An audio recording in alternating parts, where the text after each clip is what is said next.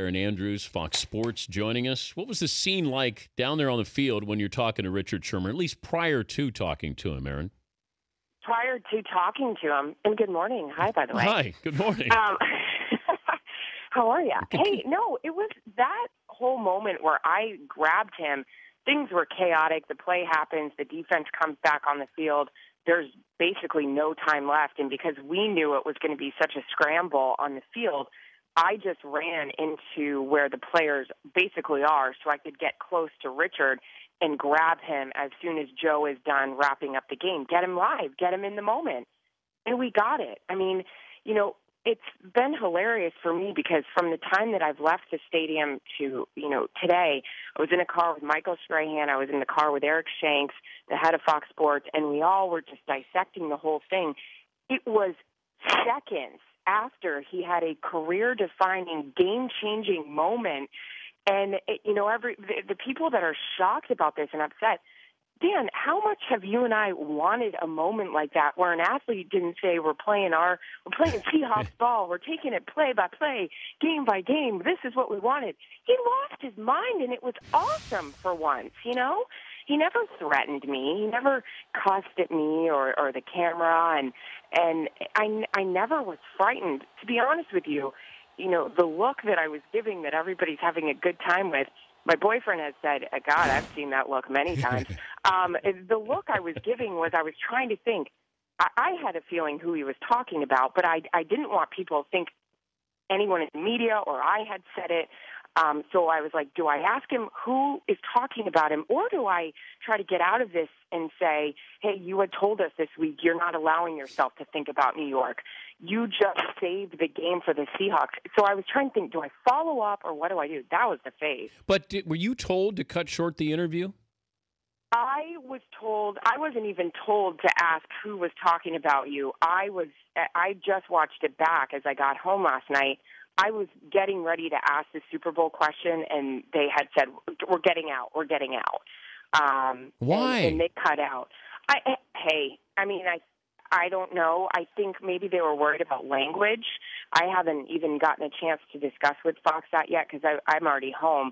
But maybe people are asking why I asked about who was he talking about. It's that moment. It's that game-changing decision. I don't know. Yeah, it was live, and that's why I wouldn't have gone away from it. And Fox has never shied away from personality being on display, and that's why I thought I didn't know if he checked out from you. No. Okay.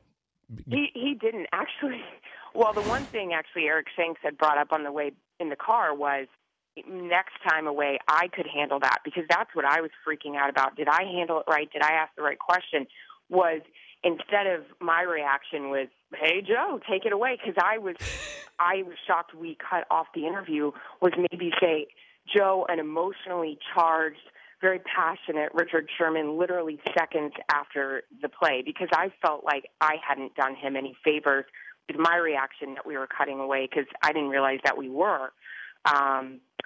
And he was so jacked up, obviously, right before Joe throws down to me, that he was going off on somebody, another reporter, not to the guy, but just about the play, that I cut my way in to grab him because I knew they were going to take the interview. He looked up, he saw me, and he just bear hugged me because he was so excited, and I hit my chin on his pads, and I was like, oh, God, am I bleeding? So it was just so much raw, candid emotion at once that, the next day we're all thinking about, okay, what could we have done differently? And I think I could have set him up differently. Well, it's in the moment, and I try to tell people, when people who don't do it and they say, well, would you have done it differently? I said, I got to be fair to Erin. I don't know what's going on down there. I know it's always chaotic. I don't know if they say, you got 2 minutes, or you got 2 questions, or we got a hard, out, that we got to get off the network. I don't know any of those things that are going on at the time. I would have held on to him and just ask another question, because you had something nobody else had, and he was going to go to that press conference, and it was going to be watered down after that, because that's why they have that 5-minute cooling off period. You had real emotion attached to a real moment, sending a team to the Super Bowl. That's why I would have argued or fought to, keep it there, maybe 1 or 2 more questions.